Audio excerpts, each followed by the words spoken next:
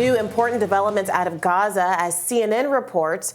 A new U.S. intelligence information shows that nearly half of the air-to-ground munitions that Israel has used in Gaza in its war with Hamas since October 7th have been unguided, otherwise known as dumb bombs. As UN war crimes investigator Mark Gorlasco noted, the numbers of dumb bombs versus precision-guided missiles, or PGMs, shows Israel taking a grim step backward in how warfare is conducted. Gorlasco writes, historical PGM use in Iraq in 1991 was about 8%, in Serbia in 1999 was about 33%, in Afghanistan in 2002 it was 65%, Iraq 2003 66%, Libya 2011 100%, Gaza 2023 back down to 65%. This comes as new reporting from Al Jazeera claims that women and children and babies were killed execution style by Israeli forces while they were sheltering inside a UN school. Let's watch. New pictures from a school sheltering displaced Palestinians in northern Gaza show bodies piled up following an Israeli attack. Witnesses say a number of people, including women, children and babies, were killed execution style by Israeli forces while they were sheltering inside. During an interview with Sky News yesterday, Israeli ambassador to the United Kingdom vehemently rejecting the idea of a two-state solution. Let's watch. Is there still a chance for a two-state solution? I think it's about time for the world to realize the Oslo paradigm failed on the 7th of October, and we need to build a new one. And in order to build a new one... Does that new one include the Palestinians living in a state of their own? Is that what it includes? I think the biggest question is what type of Palestinians are on the other side. This is what Israel realized on the 7th of October. The answer is absolutely no, and I'll tell you why. Well, then how can there be peace? How can there be peace in the reason there is no peace Israel is because the Palestinians... without offering Mark, a state to Palestine, how can there be peace in Israel? Israel knows today, and the world should know now, the reason the Oslo Accords failed is because the Palestinians never wanted to have a state next to Israel. They want to have a state from the river to the sea. So the two-state solution is dead? Why are you obsessed with a formula that never worked, that created these radical people in the other side? Why are you obsessed with that? Joining us now is Alan MacLeod, senior staff writer and podcast producer at Mintpress News. Alan, thanks for coming on. Good to be with you today. So what we've been hearing since October 7th is that Israel's response to the October 7th attacks have been pointed, they've been targeted, they've been surgical, that they have been taking the utmost care to avoid civilian casualties. This is a narrative that has also been reflected in statements coming out of our own government. How does this new report impact that framing? Well, to be quite frank with you, Brianna, I think it makes a mockery of this idea that so many Israeli and American political figures have been talking about for months now, that they're taking every precaution possible to minimize civilian casualties or property destruction. Gaza, let's remember, is one of the world's most densely populated areas. Before the war started, more than 2 million people were cramped into a strip that was smaller than Mobile, Alabama, meaning that Gaza actually has a bigger population density than Chicago or DC. And so what we're seeing here with the dropping of enormous numbers of dumb bombs, as they're called, this really constitutes a war crime. IDF spokespeople will say that they're devoting vast resources to minimizing the harm of to civilians, and that Hamas is really to blame because they're using human shields. And then the United States will say things like they're concerned and troubled at the loss of civilian life. But really, are they? I mean, ultimately, we see the United States leaking these sorts of stories to sympathetic reporters in the mainstream media. But what they're really trying to do there is just distance themselves from Israeli destruction. Where are these bombs coming from? I think we have to ask ourselves. The vast majority of Israeli international arms purchases come from the United States. And the Biden administration has just been rubber stamping a $14.5 billion arms deal to Israel. And that's aid, not even selling. So they're not even making a profit on this. They are giving the Israelis the weapons that they are using to carpet bomb Gaza. And that means that the American taxpayer is ultimately footing the bill here. And so I would ask the question of all viewers, does this mean that the American people are now complicit? Does this mean Biden is now an accomplice in these war crimes? I think these are questions that everyone in the United States has to be asking themselves right now. Right. I mean, I take your point. It's not a choice, obviously, for the American taxpayers. They're having their money taken from them and given to this effort abroad. And I'm sure many people, even many people on the right, object to being forced to finance other countries' defenses.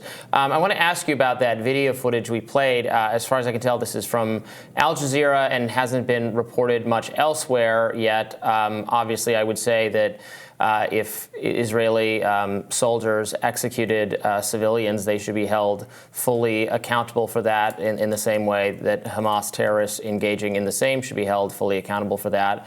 What can you tell us about what we're seeing here? Yeah, absolutely. I'm very glad that you're covering this story because when it broke, I predicted that there really wouldn't be much coverage of this in the US, certainly from the mainstream corporate press anyway. And that is specifically down to who is the aggressor, who is the perpetrator, and who is the victim in this case.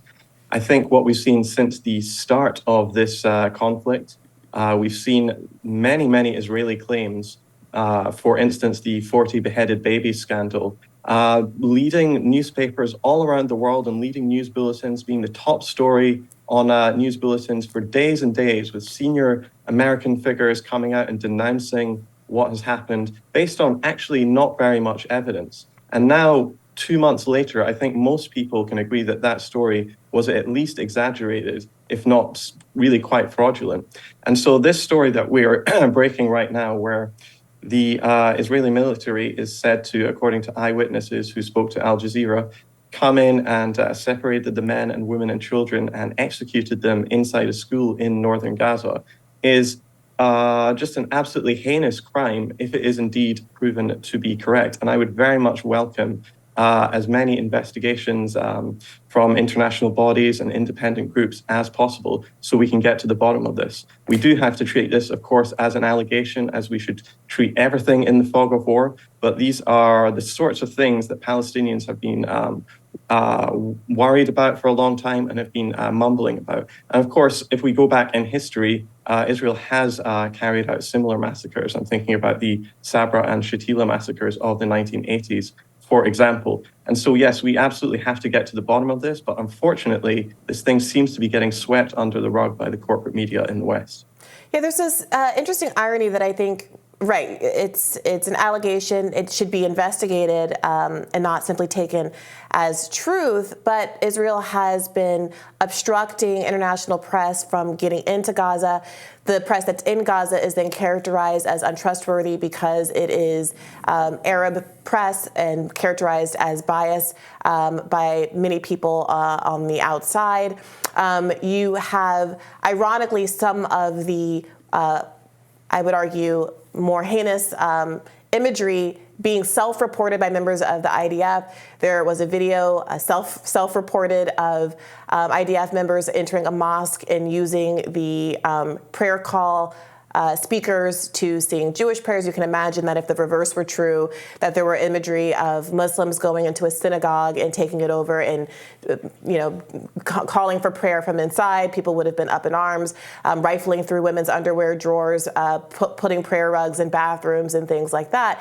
Though that imagery has not come because of outside journalism, but because members of the IDF have been filming that and putting that up on social media themselves. So how do we, apart from relying on the IDF self-reporting or the reporting of people who are Gazans themselves on their cell phones, or the handful of intrepid journalists who have not yet been killed by the IDF, how can we expect to get validation of some of the stories that are coming out of Gaza, especially since the restrictions on entering into Gaza are also being applied to humanitarian aid organizations that are also calling for this kind of review?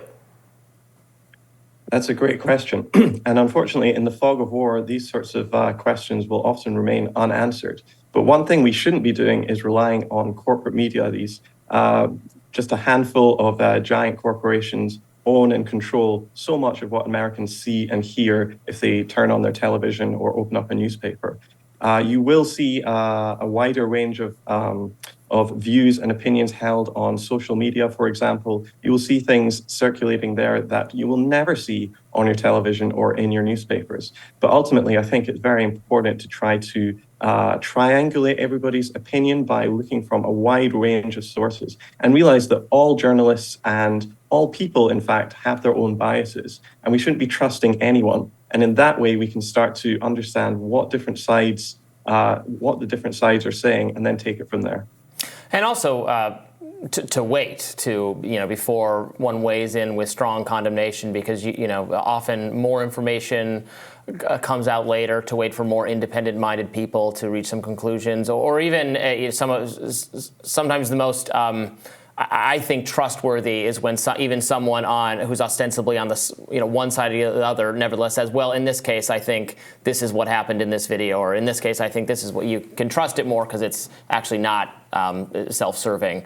Alan, thank you so much for joining us. These are some helpful tips as we continue to parse what's happening in Gaza. Always great to be with you.